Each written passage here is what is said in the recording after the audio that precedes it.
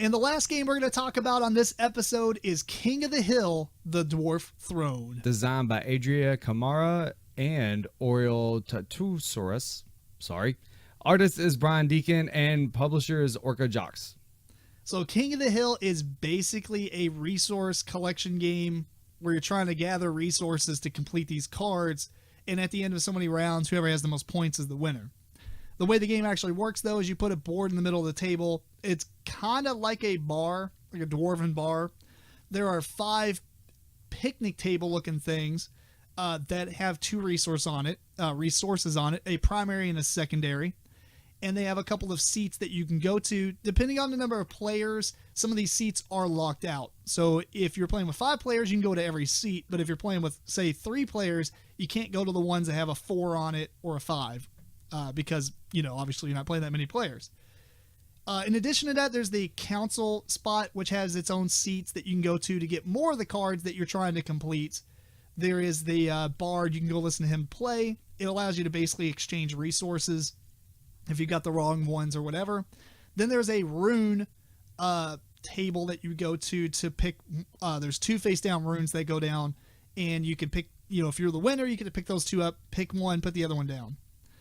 So what happens is everybody's got a player board that has the 5 different resources on it, and you have a marker that'll show you how many of you have.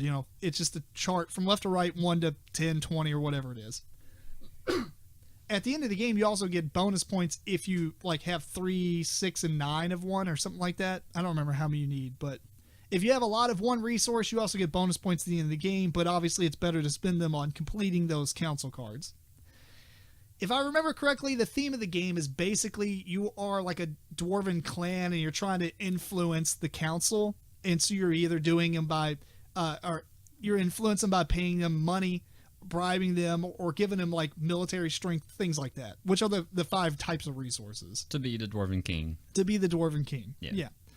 All right, so at the beginning of the game, you get so many of these Dwarf King or Dwarven Council cards. Those are the ones you get 6 of them.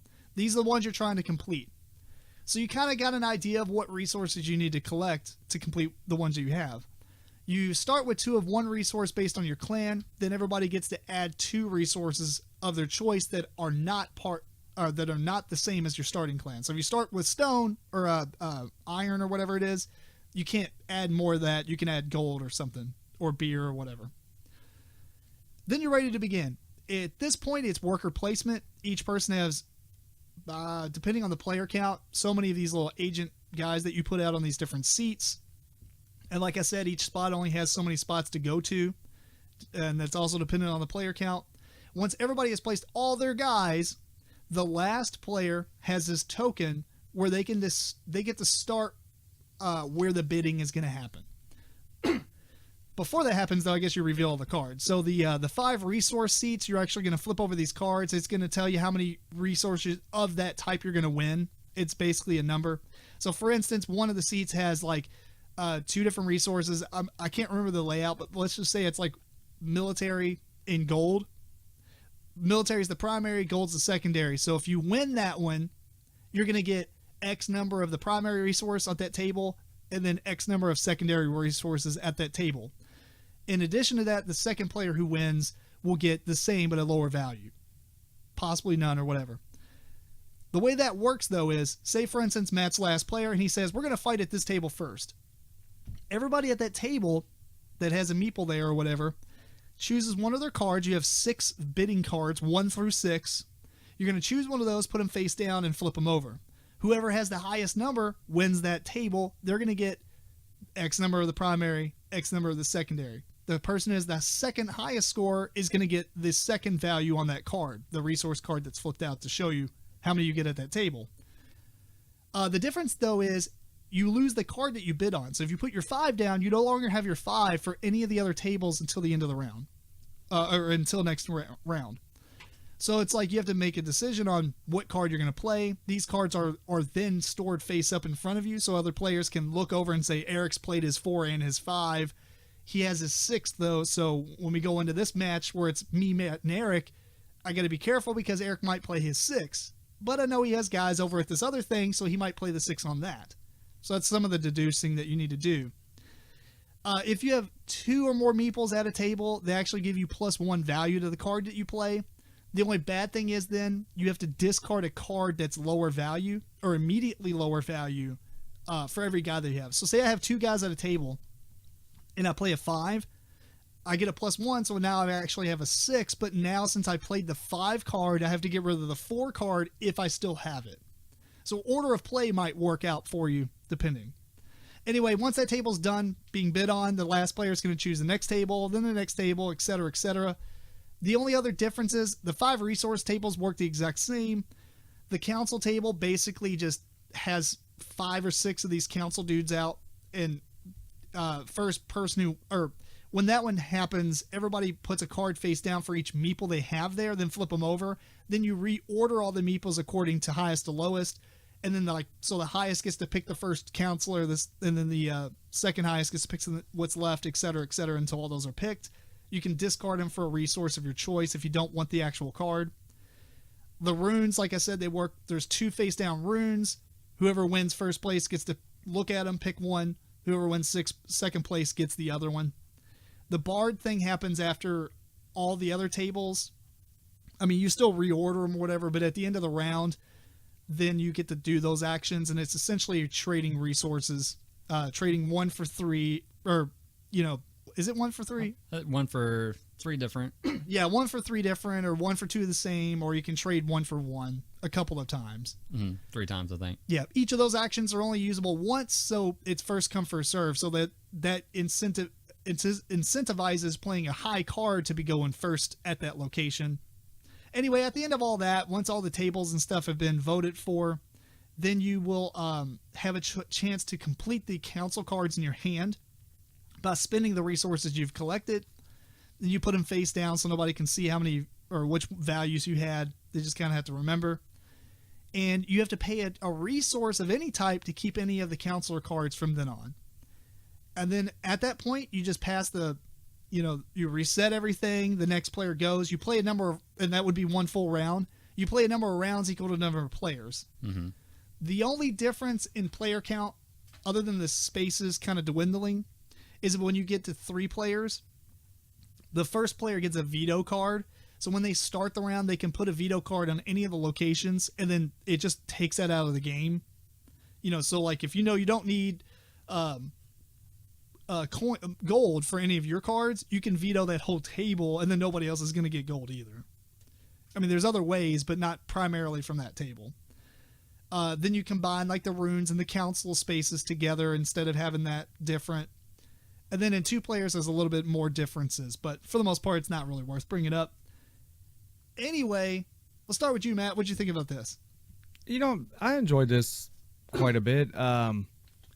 It's fun to sit there. I think my favorite part about it was going last and trying to get people to use up their cards on spots that you have no interest in, because they might be at a spot you are interested in later. Of course, then it's up to them to decide how much they like the spot you're at more than what they're fighting over at the time. You got the other kind of like, I wouldn't call them trash spots, but spots that don't give you resources but have their own functionality, I guess. So if you're running out of guys to try and fulfill their needs or whatever, try and get you a new guy, or and sometimes you might go there just to trade them in and get a new resource. It's got a lot of different kind of things going on. I think the only thing I didn't like, and we talked about it, was the random kind of payout thing, because you don't know what it is until after you've already placed there. That's true, yeah. I think that was probably my only real gripe for the game, but I think there's a variant you can do to fix that. So that's what I was going to say. Is that a variant to flip them up before bidding? I think the way the variant works, and what we're talking about is like the different resource tables. You put how many amounts of each you're getting at the table face down when you're putting all your meeples down, and then when you resolve them, before you resolve them, you flip all those up. Mm-hmm. So you may not know that going to the coin table only gives you 3, whereas in going to the other one only gives you 4. Right. And so it's kind of like, or 2 and then 4, or whatever the case may be.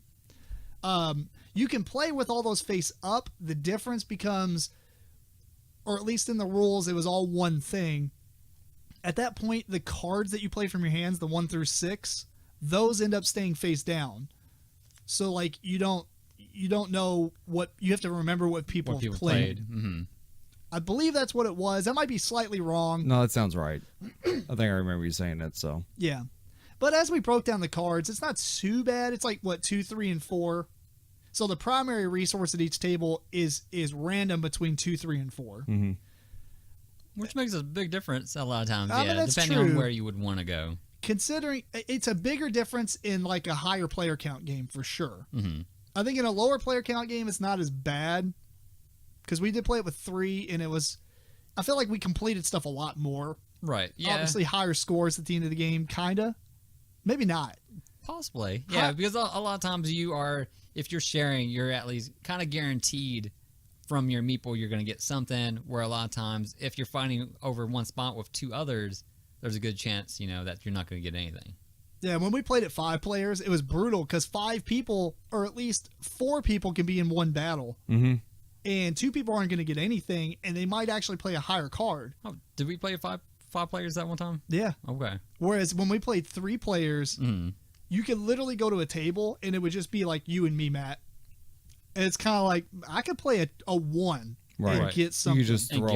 guarantee, right? Yeah, but you might be like, I think Matt might do that too, so I'll play my 3. And then you end up playing your 2, and I get a 3, and I win a lot of resources just by playing a 3. Mm-hmm. So it's like, I actually think it was a better game at 3 players. Yeah, that's what I was going to say. The only bad thing is, I feel like it's, because you play 1 round per player, it's almost too short with 3 players, too long with 5 players. Right. No, yeah, definitely. But you have to do it like that because last player is so powerful. It is powerful, and it is one of the better mechanics in the game that enjoy. You enjoy going last just because you're like, all right, we're doing this. And we're doing this. I enjoy going last way more than first. Oh yeah. Because you get that order. Oh, that's great. So for me, I liked a lot of the mechanics, and I liked doing a lot of this stuff. I had to hit it down a couple notches. Like the artwork and the box art, it was kind of uninspiring. The wording on some of the cards were some of the your clans. My green clan has got like green something. Green dwarves or It's very- yeah. It's very lame, but I almost started to think that they did it on purpose. There was the 2 cards where the iconography was awful.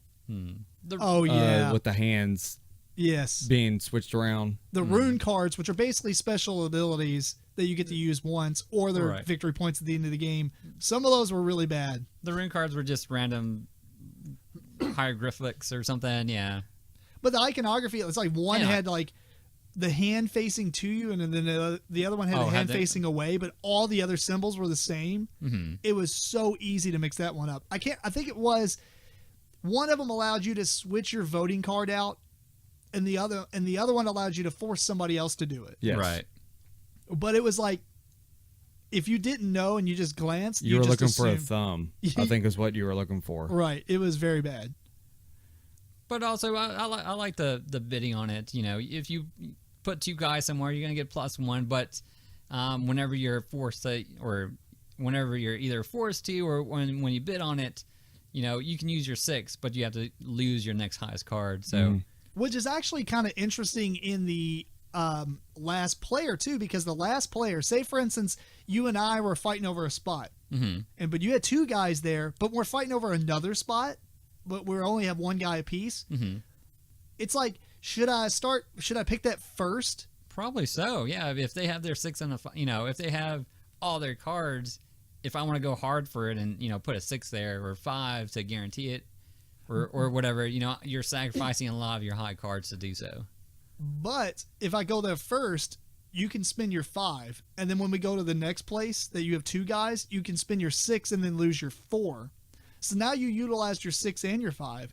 Whereas if I went to the other place and you thought I really wanted it, but you really needed it, you might play your 5 and then lose your 4 as well. So now you're forced with a 6, and you're not going to win anything really with a 3, 2, or 1. Yeah. It's an interesting thought process. It depends on the number of players. Yeah. I almost kind of wish that, I mean, you get a card per Meeple, but I almost wish that you lose some Meeples with, like maybe only play with 4 Meeples at a 3-player game, and then play 2 full rounds, or like Oh, really? not just a round per player, but like 2 rounds per player. Then each round would be quicker, but it would be more of a fight on the cards because you wouldn't have such a gap. I don't Right. know. I didn't. This is not play tested at all. I'm just saying, Right. theory wise, it would be neat because then you're like, in a 3-player game, it's like a 6 is huge, Yeah. but you can get away with playing 3s and 4s and winning stuff. So it's almost like maybe drop that value down, but you'd have to drop the amount of guys, Right. and then you could play a lot more rounds. And I just thought it was a little bit too short with 3 players. Right. A little short of 3. Way too long for me at 5. Yeah, and if you played the game twice per player at 3 players, it would almost be too long. Right. But if you shorten the amount of guys you had, then the overall length would still be low, even if you played it 2 times per player. Mm-hmm. I don't know. That could work. I think this game for me is really good, and I liked it. I like everything that's going on, but I still feel like it's in a testing phase almost. It's good, but it could have been so much better if it had like way more time and development behind it. Sure. It almost kind of felt like a prototype even to me. And then also one thing I didn't really like is a lot of the dwarves or the council members, they gave you a set amount of VP versus a set amount of resources. So if it took you 6 resources, it's going to give you 5 VP. If it takes you 6 resources, it's going to 7 resources is going to give you 6 VP. It was 1 VP less than the number of resources. Right, except 1. If it only costs 1 resources, it's going to give you 1. Which is the best ratio. Right, which is the best ratio. So they should have maybe, moved it around a little bit more. Have it, you have to get 6 beer to get this guy, but he's going to give you 10 6 or points. 7 or whatever, moved it around where it's not so, I don't know if the right word for it is stagnant, but everything is not so the same. Right. No, I agree with that sort of. I mean, it's weird because then it comes down to a player count thing too, because you get way more resources in a 3-player game or a lower player count game than you do in a 5-player game. And so in a 3-player game, it's going to be much easier to complete the higher cards. Well, maybe not, because you have less rounds. Mm-hmm.